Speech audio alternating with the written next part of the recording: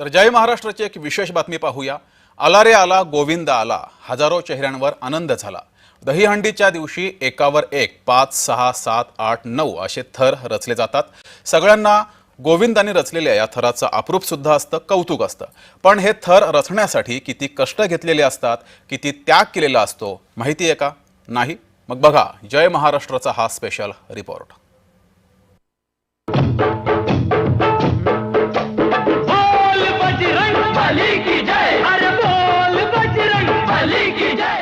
दहीहंडी।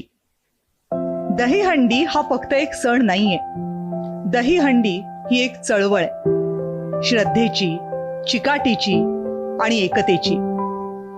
जेव्हा एका हाताला दुसऱ्या हाताचा आधार असतो तेव्हा प्रत्येक थरात एक विश्वास असतो, आपण हे करू शकतो हा विश्वास।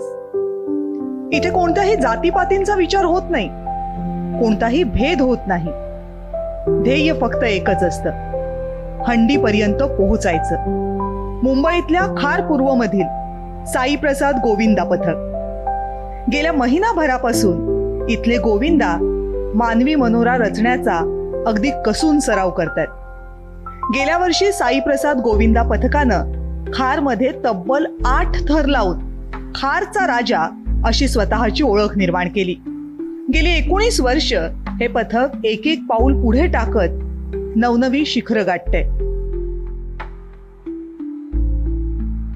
आपल्या सोबत आता साई प्रसाद गोविंदा पथकाचा टॉपर जो सगळ्यात वरती थराला असतो, गेले 3 वर्ष तो थरात आहे, हे त्याचं तिसरं वर्ष आहे। आपण त्याच्याकडून जाणून घेऊया की त्याच्या नेमक्या भावना काय असतात।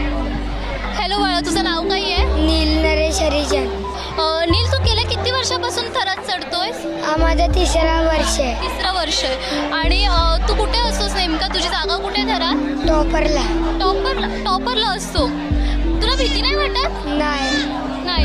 आणि मग मला सांग की आता वरती आता आपण बघतो की खूप जणांना लागतं, काय काय होतं, मग तुझे जे हे सगळे गोविंदा पथकातले फ्रेंड्स आहेत ते तुझी काळजी कशी घेतात? त्यांना माहिती असतं मी टॉपरला असतो म्हणून। दहीहंडीची तयारी सुरू झाली की अगदी सहज म्हटलं जातं, थराला या किंवा धरायला या। ऑफिसचं टार्गेट, पर्सनल इश्यूज, दैनंदिन कामं हे सगळं आवरून सगळे गोविंदा मैदानावर सरावासाठी सज्ज होतात। पण सरावापूर्वी त्यांना परवानगी घ्यावी लागते। ती परवानगी असते त्यांच्या घरच्यांची। असं म्हणतात की स्वप्न पाहिली की ती पूर्ण होतात, पण ती पूर्ण करायला साथ लागते आई वडिलांच्या आशीर्वादाची। मोठमोठाले मानवी मनोरे रचण्याच्या स्पर्धेत उतरलेल्या गोविंदांच्या पालकांच्या भावना, त्यांचा पाठिंबा, दहीहंडी या खेळाकडे पाहण्याचा त्यांचा दृष्टिकोन हा महत्वाचा ठरतो। ताई, तुमचा मुलगा एवढ्या वरतीच थरावर चढतो, तर त्यामागे तुमच्या नेमक्या भावना काय असतात? तुम्हाला त्याचा अभिमान वाटतो, काळजी वाटते? मला त्याचा अभिमान आहे, पण पहिला मला अभिमान ह्या मुलांचा आहे। त्यांच्यामुळे आज माझा मुलगा एवढा टॉपवर जातो आहे, तो अभिमान मला खूप आहे। अभिमान मी ह्यांचा करीन, नंतर माझ्या लेकाचा करीन, हे लक्षात ठेवा सगळ्यांनी। ताई, तुम्ही काय सांगाल की मुलांनी आता काय सुरक्षा काळजी घेतली पाहिजे? काय जबाबदारी असते एक पथक चालवायचं किंवा ते पुढे न्यायचं, त्यासाठी मुलांनी काय प्रयत्न केले पाहिजे?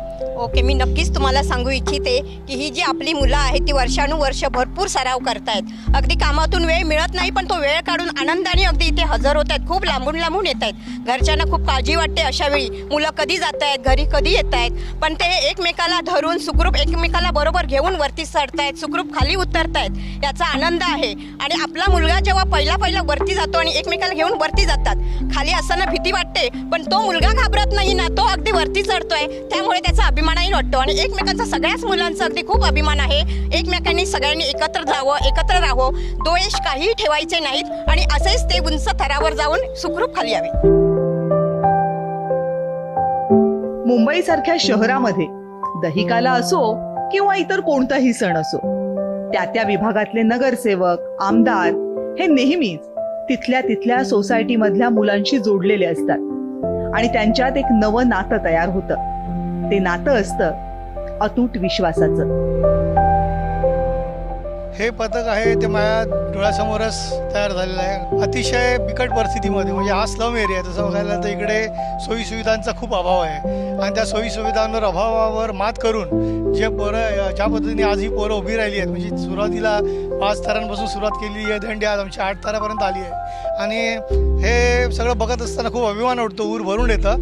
मुलांच्याबद्दल तर कौतुक आणि त्यांचा अभिमान वाटतोच, पण इकडच्या स्थानिक रहिवाशांचा जो यांना सपोर्ट आहे, मुलांना जो जे मार्गदर्शन आणि जे मदत लागते जी इतर बाजूनी सगळ्या, ती मदतसुद्धा मिळणं गरजेचं असताना ती त्यांना मिळते आणि त्याचं पोरं चीज करतात आज. ताई, आपण बघतोय की स्वर्गीय बाळा सावंतांच्या पासून तुम्ही या मुलांसोबत आहात, या पथकांसोबत जोडलेला आहात, तर तुम्ही या मुलांना काय सांगाल? तुमची या मुलांबद्दल काय अपेक्षा आहे किंवा त्यांना तुम्ही काय सूचना द्याल?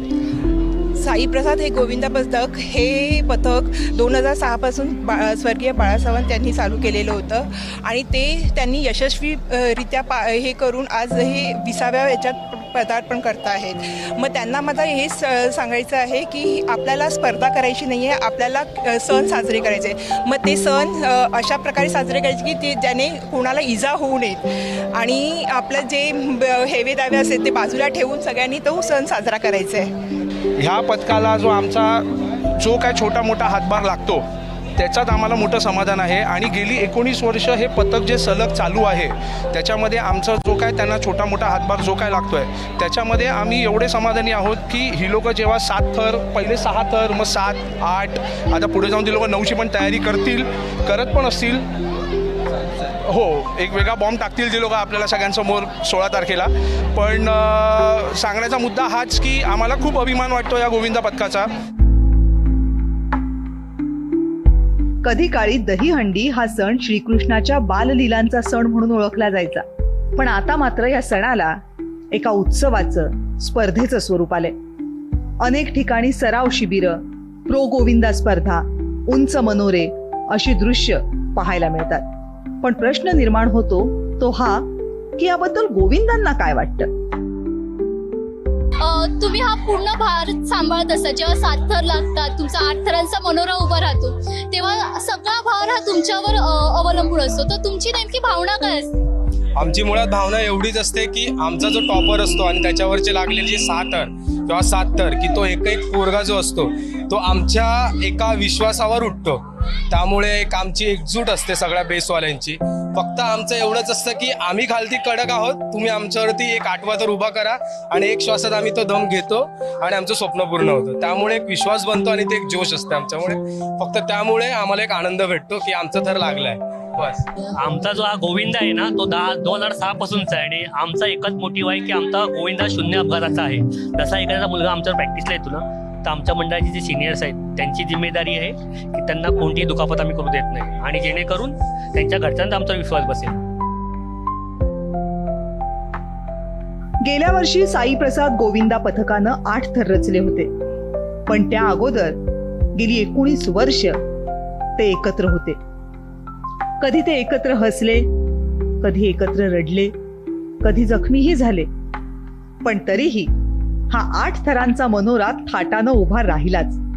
कारण मानवी मनोरे हे फक्त शरीरानं नाही, ते मनानं उभे राहतात. यावर्षी साई प्रसाद गोविंदा पथकाचा निर्धार आहे. गेल्या वर्षी इतिहास रचला, यावर्षी तो इतिहास उजळवायचा. आणि या गोविंदांच्या डोळ्यातलं तेजच सांगतंय ना, थर थांबणार नाहीत, ते उंचच उंच उभारले जाणार. आणि त्यांच्या या थरांसाठी जय महाराष्ट्रच्याही शुभेच्छा. व्हिडिओ जर्नलिस्ट स्वप्नील मोरेसह तानिया गायकवाड, जय महाराष्ट्र न्यूज, मुंबई.